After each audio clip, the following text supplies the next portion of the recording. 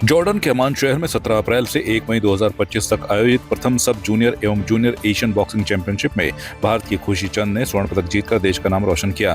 पिथौरागढ़ की निवासी खुशी ने 44-46 किलोग्राम भार वर्ग में शानदार प्रदर्शन करते हुए क्वार्टर फाइनल में वियतनाम की गुइनेथी होंग येन को हराया। इसके बाद सेमीफाइनल में यूक्रेन की अलेक्जेंड्रा चेरोवाटा को 3-2 से हराकर फाइनल में प्रवेश किया। फाइनल मुकाबले में मंगोलिया की अल्तांगा दास को 3-2 से पराजित कर उन्होंने स्वर्ण पदक अपने नाम किया है। खुशी की बड़ी बहन निकिता चंद भी अंतर्राष्ट्रीय स्तर की बॉक्सर हैं। खुशी वर्तमान में विजेंद्र बॉक्सिंग क्लब पिथौरागढ़ में कोच विजेंद्र मल से प्रशिक्षण ले रही हैं। उनकी इस उपलब्धि पर जिला क्रीड़ा अधिकारी अनूप बिश्ट समेत जनप्रतिनिधियों और खेल प्रेमियों ने बधाई दी है। पिथौरागढ़ पुलिस ने एसओजी और कोतवाली टीम के संयुक्त अभियान में एक बड़ी सफलता हासिल की है। चौकी एंचौली बैरियर पर सघन चेकिंग के दौरान घाट की ओर से आ रहे एक संदिग्ध व्यक्ति को रोकने पर वो भागने का प्रयास करने लगा, जिसे पुलिस टीम ने घेराबंदी कर पकड़ लिया। पूछताछ में उसने अपना नाम सुरेश राम भूल बताया है। तलाशी लेने पर उसके पास से 28.80 ग्राम हेरोइन, 12,400 नेपाली मुद्रा और 110 रुपए भारतीय मुद्रा बरामद हुई है। जब्त की गई हेरोइन की अंतर्राष्ट्रीय बाजार में अनुमानित कीमत लगभग 8.64 लाख रुपए बताई गई है। आरोपी के खिलाफ कोतवाली पिथौरागढ़ में अभियोग पंजीकृत कर आवश्यक कानूनी कार्रवाई की जा रही है। लालकुआं नगर में कांग्रेस कार्यकर्ताओं और समाज सेवियों ने केंद्र सरकार की जातीय जनगणना की घोषणा पर खुशी जताते हुए जश्न मनाया। जिला कांग्रेस कमेटी के सचिव आजम खां और समाज सेवी मुकेश कुमार के नेतृत्व में दर्जनों कार्यकर्ता एकत्र हुए और एक दूसरे को मिठाई खिलाकर खुशी व्यक्त की। वक्ताओं ने कहा कि ये निर्णय पूर्व कांग्रेस अध्यक्ष राहुल गांधी के संघर्ष का परिणाम है, जिन्होंने सड़क से लेकर संसद तक लगातार आवाज उठाई। उनका सपना वंचितों को उनका हक दिलाना था, जो अब साकार होता दिख रहा है। जनगणना की मांग पिछले लंबे समय से जो बहुजन दल हैं चाहे कांग्रेस, सभी लोग इसकी मांग करते आए हैं और जिस तरह से सरकार ने अपने घुट्टे टेक के इस कानून को मंजूरी दी है, शासन को आदेश करा है, तो कहीं ना लगता है जितनी जिसकी भागीदारी उसकी उतनी हिस्सेदारी, ये जो आने वाले समय में लगता है कि नहीं हम लोगों को और हर वर्ग को इसका फ़ायदा मिलेगा। मैं नेता प्रतिपक्ष श्री राहुल गांधी जी का धन्यवाद देना चाहता हूँ कि उन्होंने इस लहर को उड़ा और इसको सफल तक बनाया। तो मैं सभी जितने कार्यकर्ता पहुंचे उनकी तरफ से राहुल गांधी जी को बहुत बहुत धन्यवाद देना चाहता हूं और इस जीत के लिए सभी कांग्रेस पार्टी को धन्यवाद देना चाहता हूं।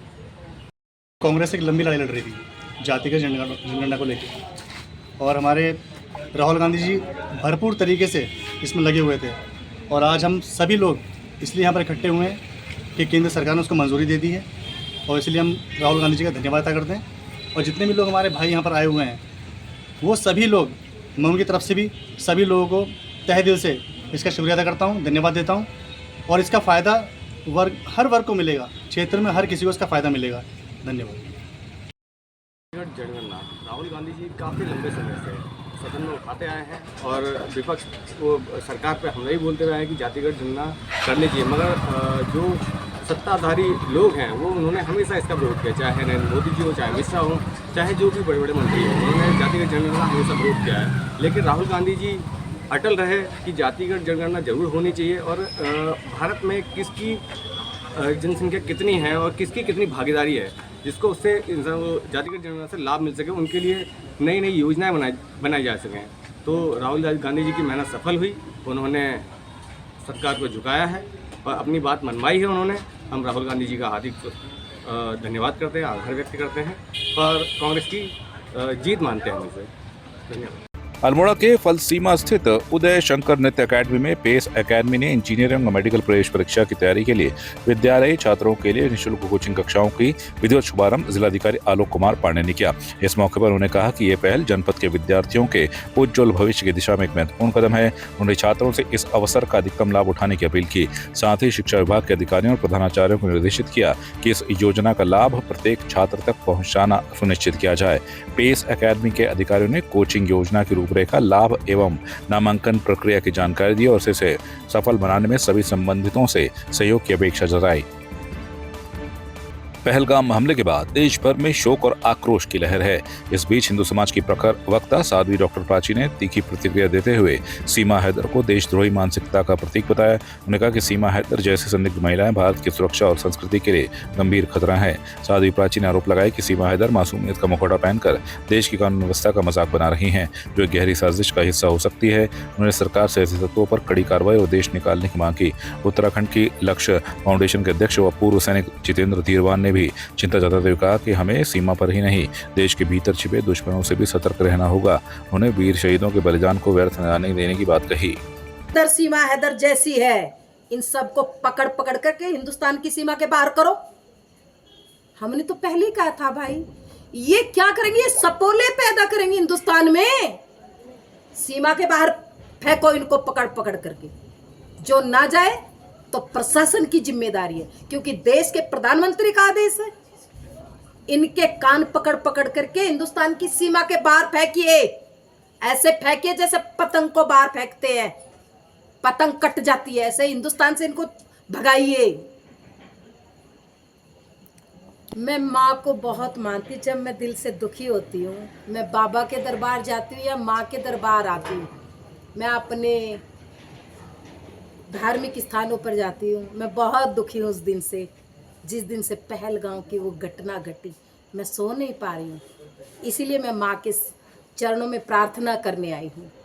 और मोदी जी, अमित शाह जी और अजीत डोभाल जी के लिए, माँ ये जुग जुग जिए।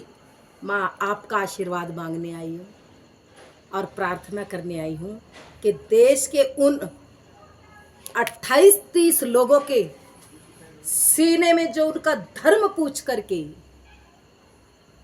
जो गोली दागी है ना, माँ उनके एक एक आंसुओं का हिसाब किताब आर पार करा दो।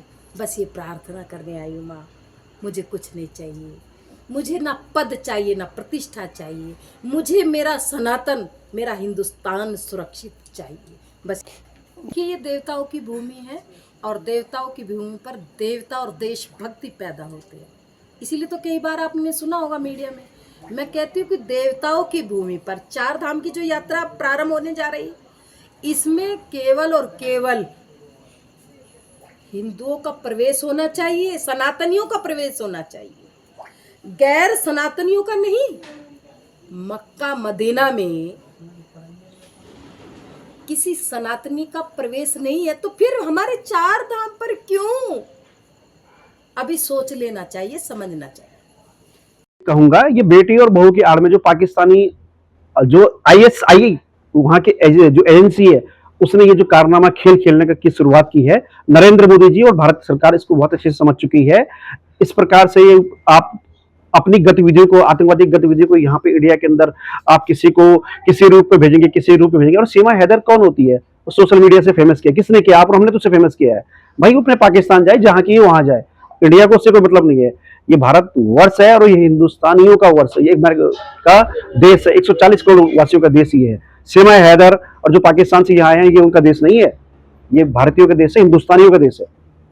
देश के प्रधानमंत्री लगातार इसके लिए प्रयासरत हैं, देश के रक्षा मंत्री, देश के गृह मंत्री। और मैं आपको एक बात और बता दूं, बहुत आसान होता है बोलना कि भाई इंडिया तुरंत वार क्यों नहीं कर रहा है। देखिए दोस्तों, एक इंटरनेशनल प्रोटोकॉल होते हैं जो कि देश को फॉलो करने होते हैं।